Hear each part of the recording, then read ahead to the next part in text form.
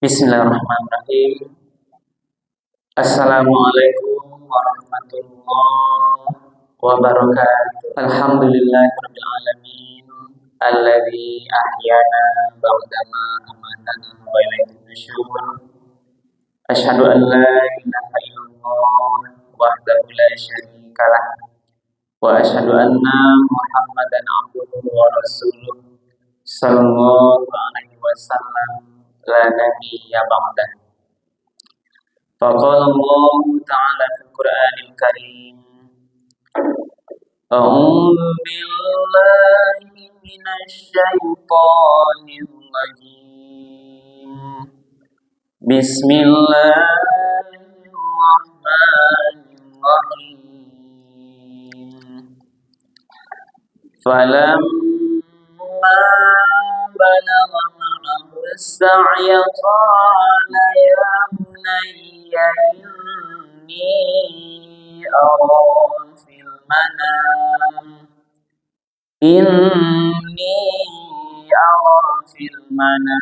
anni adbahuk fanzur madza tara. Qala ya abati if'al ma tu'mar satajiduni insya'Allahu minas sabirin. Shadaqallahul azim. Bapak-bapak, ibu-ibu, hadirin kaum muslimin, para jemaah seluruh Masjid Agung Pasar Besar Center yang dimuliakan Allah. Pertama sekali kita sama-sama menyampaikan kalimat puji dan syukur. Alhamdulillahirabbil.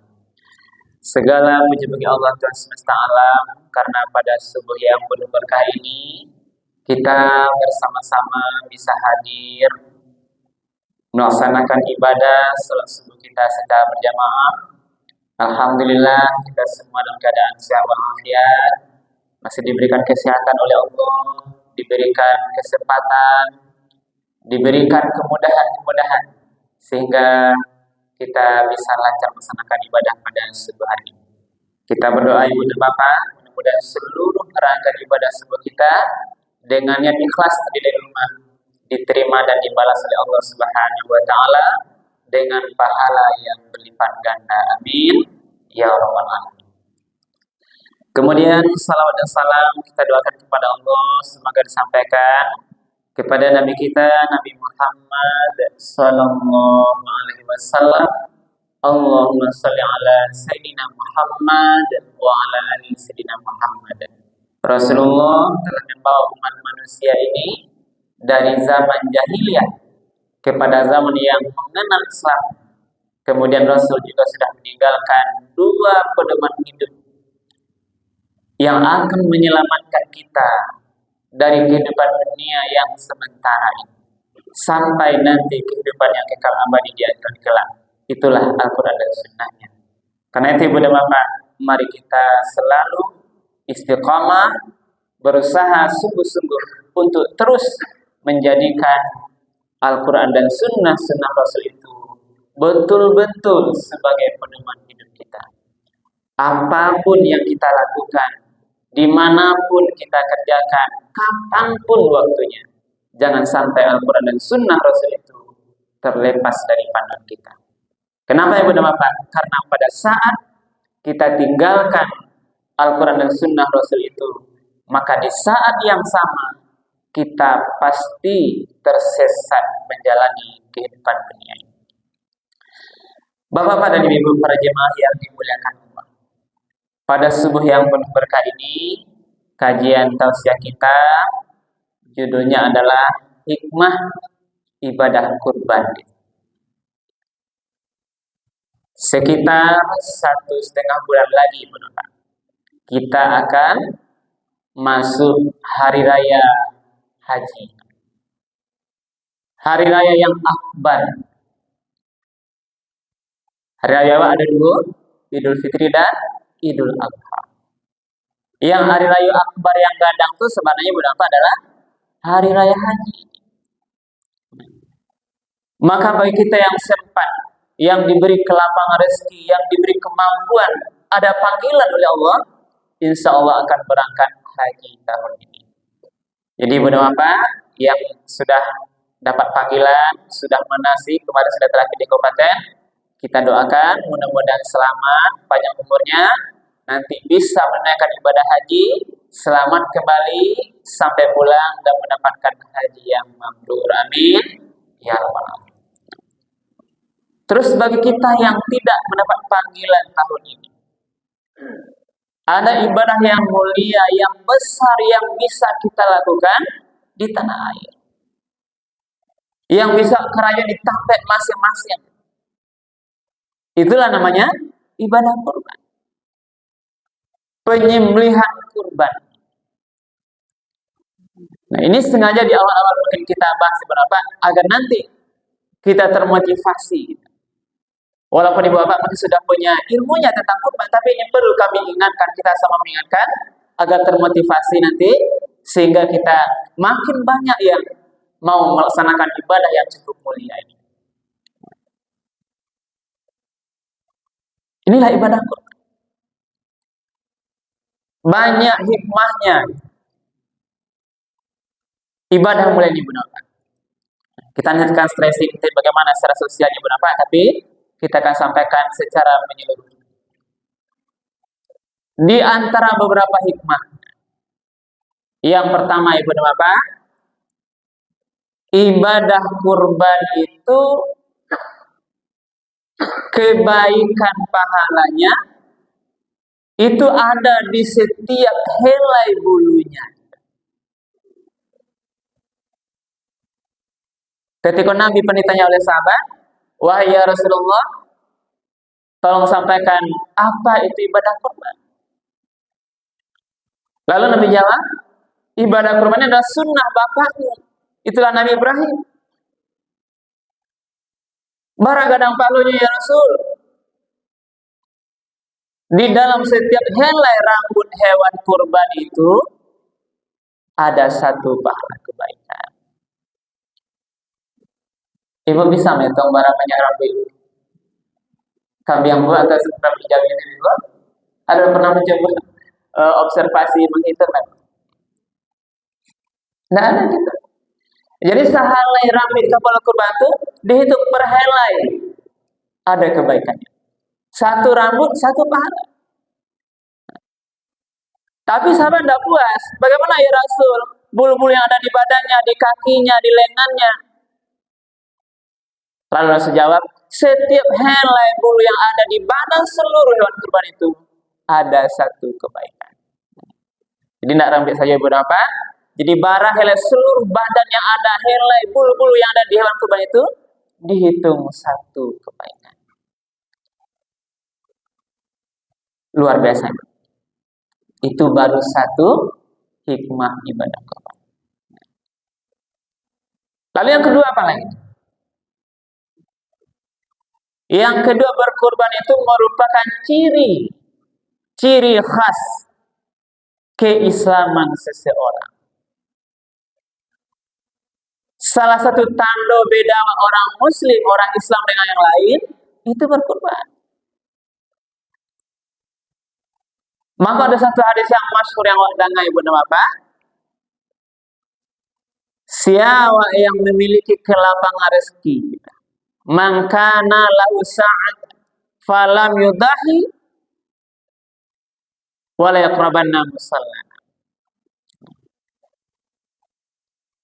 Siapa yang punya kelapangan rezeki, harta sadang lain, yang tadi makan masih tersisa, tabungan masih banyak.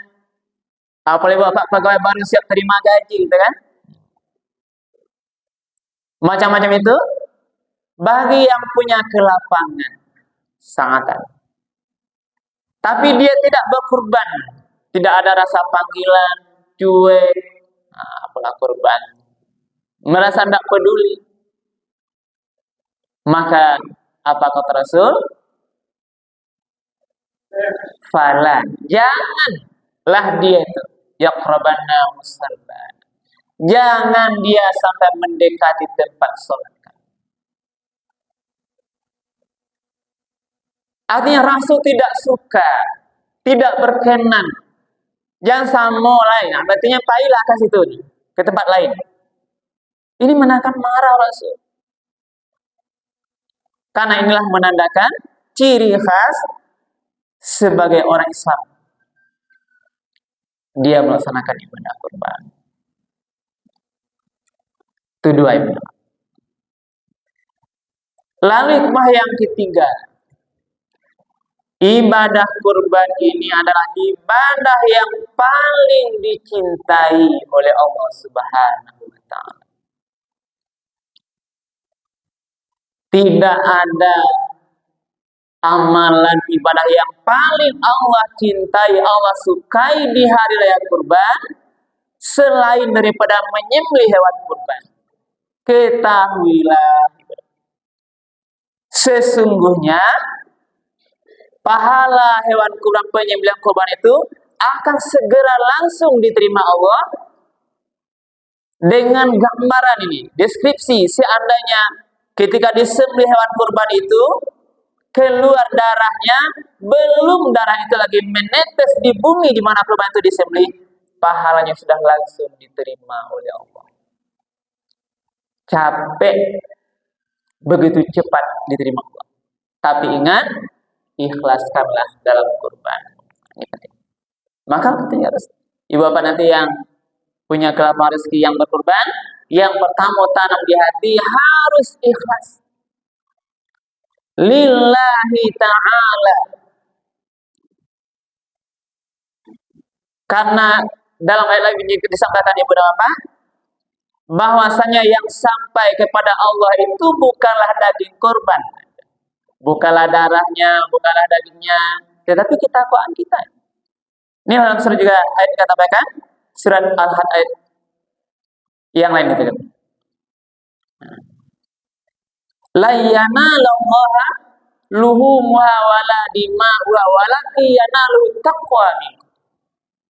Bukanlah yang sampai kepada Allah itu daging korban atau darah-darah korban itu, tapi yang sampai yang diterima Allah itu adalah ketakwaan dari orang berkorban. Jadi ketakwaan ini prinsip dasar hati yang harus diimani. Berapa? Pengorbanan yang akan diterima oleh Allah adalah pengorbanan hambanya yang betul-betul ikhlas, betul-betul takwa kita. Itu juga nanti ibu ada juga sejarah pengorbanan Habil, Qabil anaknya Nabi Adam. Itu karena ketakwaan kepada Allah Subhanahu wa Ta'ala. Kemudian hikmah lain, membawa misi nanti. Ibadah korban itu ibu dan bapak, dia membawa misi kepedulian sosial, kepedulian sesama, menggembirakan kaum yang tidak mampu. Ini mungkin. Jadi dimensi korban yang awak lakukan kok tidak hanya berkaitan dengan hubungan vertikal kepada Allah sebagai tanda ketakwaan kita, mungkin tanda syukur awak, tapi berkaitan erat dengan hubungan sesama manusia.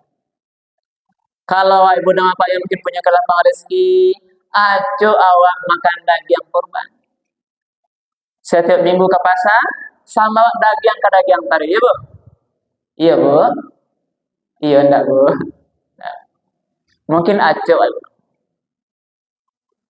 Tapi banyak orang lain, ada saudara kita yang kurang mampu. Jangankan bali daging korban tiap hari berapa? Ada yang makannya mungkin tidak sempurna 3 kali sehari. Hanya 2 kali sehari. Mungkin ada sebagian. Maka inilah hari raya kurban, inilah ibadah yang mulia, tanda kepedulian sesama. Makanya daging kurban itu di bagian mentah. Yang bedakan dengan akikah kan, kalau akikah yang masaknya di bagian, tapi kalau kurban diberikan daging mentah. Itulah hari awak berbagi, hari makan.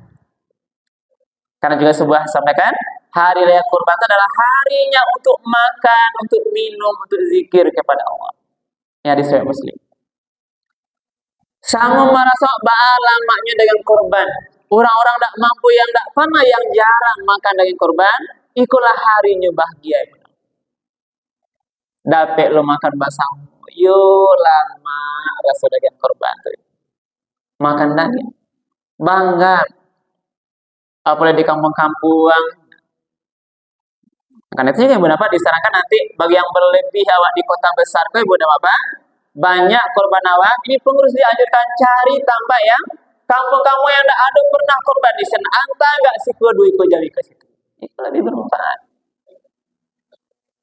Karena kita ini juga sudah sering. Inilah bentuk kepedulian dibagikan. Dapat lo makan lagi ya. Kita ingin tahu Ibu Bapak di kampung-kampung mendengar jarang makan daging korban. Maka hari-hari itulah juga kita jarang kita ingat beberapa ada yang pengurus-pengurus di kampung-kampung tertentu yang berani karena ingin mencoba mendapatkan enak lama daging korban itu sengaja meminta antarlah ke kampung kami enggak sih jawi korban itu Pak. Inilah bentuk kepedulian kita sesama di hari raya kurban yang menandakan kepedulian kita sama-sama merasakan lama makan daging sekali setahun. Inilah kepedulian. Inilah kebesaran syiar agama. Dengan korban ini sebagai bentuk kita peduli antar sesama. Ini kan meningkatkan, menandakan apa? Tanda sesama mukmin bersaudara. Dalam hadis lain kan disampaikan juga Ibu apa? La yu'minu ahadukum. Tidaklah beriman seseorang di antara kita ini hatta yuhibba li akhihi ma yuhibbu li nafsi. Tidaklah beriman tak sempurna iman awak, belum sempurna iman kita ini Ibu apa? Sehingga dia mencintai saudaranya sebagaimana dia mencintai dirinya sendiri. Bisa merasakan perasaan saudaranya yang kurang mampu. Inilah tanda kesempurnaan iman. Tapi kalau ada saudara yang tidak mampu, yang kurang makannya, tidak sempurna apa yang dia konsumsi, tapi tidak ada rasa kepedulian. Kalau rujuk di sini berapa? Berarti kurang sempurna iman kita. Maka mari terus kita berbagi, lihat kiri kanan ke belakang. Jangan sampai ketika malam hari Ibu dan Bapak kanyang pari awak terlalu, tapi saudara awak di samping kiri kanan masih menangis kelaparan. Itu yang diajarkan Rasul. Dan perjalanannya bagaimana dia mencintai orang yang tidak mampu. Jangan sampai awak bagadang hati lama-lama makan awak dari hari ke hari itu, tapi ada saudara kiri kanan ke belakang yang tidak sampai ke awak, dia malu meminta. Sagan malunya kalau meminta, malu. Kita lah, ini hati, inilah yang diketuk. Hari ke hari, tanda kita orang merasakan susah sedih. Dan satu di antara inilah ibadah kurban yang mulia yang akan nanti kita laksanakan. Nah, kemudian juga Ibu Napa, kurban juga salah satu bentuk syiar. Inilah syiar agama kita. Bagaimana dengan kurban tidak syiar agama Islam kita yang mulia. Inilah bentuk gambar. Karena itulah Ibu Bapak, mari kami juga memanggil di hari yang nanti raya kurban raya haji ini, baik kita yang punya kelapangan rezeki, mari kita laksanakan ibadah mulia ini sebagai juga bentuk tanda syukur kita kepada Allah. Banyak hikmah lain juga yang terakhir ibadah mungkin adalah ibadah korban itu juga bisa kita ambil di samping kita menyembelih korban juga membuang sifat-sifat yang ada pada hewan korban itu. Ini terakhir. Membuang sifat kebinatangan, kehewanan. Ada sifat-sifat dari korban itu. Contohnya rakus, tamak, serakah, mau menang sendiri. Ini bagian-bagian sifat dari yang ada di hewan itu. Kita niatkan mudah-mudahan dalam versi lain mudah-mudahan kita sebagai tanda ingin bersyukur pada Allah, meningkatkan takwa kepada Allah, kita sembelih hewan kurban itu, mudah-mudahan segala sifat hewan yang ada di hewan kurban itu jauh hilang dari hewan. Kalau mungkin ada sifat rakus, hilang jauh dari kita. Terlampau cinta dunia, jauh dari kita. Berganti dengan zuhud kan. Serakah, mau menang sendiri gitu. Dan banyak sifat-sifat lain yang ada di hewan-hewan kurban itu yang tidak baik yang bisa kita hilangkan. Mudah-mudahan Ibu dan Bapak, kajian kita subuh ini bisa kita ambil manfaatnya. Dalam artian tadi kita banyak hikmah daripada ibadah kurban, maka mari Ibu dan Bapak yang memiliki kerampang rezeki, mari kita sama-sama daftarkan diri untuk kurban. Mudah-mudahan Allah tambah fitur rezeki kita dengan kurban itu. Allah tambah rezeki kita, makin hari kita makin diridhai Allah Subhanahu wa taala, makin hari kita makin takwa kepada Allah Subhanahu wa taala. Mungkin ini benar-benar kajian subuh kita yang dapat kami sampaikan. Mudah-mudahan bermanfaat dan berbanyak maaf atas hal yang kurang berkenan. Kami akhiri subhanallah bihamdika asyhadu an la ilaha illa anta astaghfiruka wa atubu ilaik. Billahi taufiq wal hidayah. Wassalamualaikum warahmatullahi wabarakatuh. Semoga kita bertambah semangat, termotivasi untuk ikut melaksanakan ibadah kurban.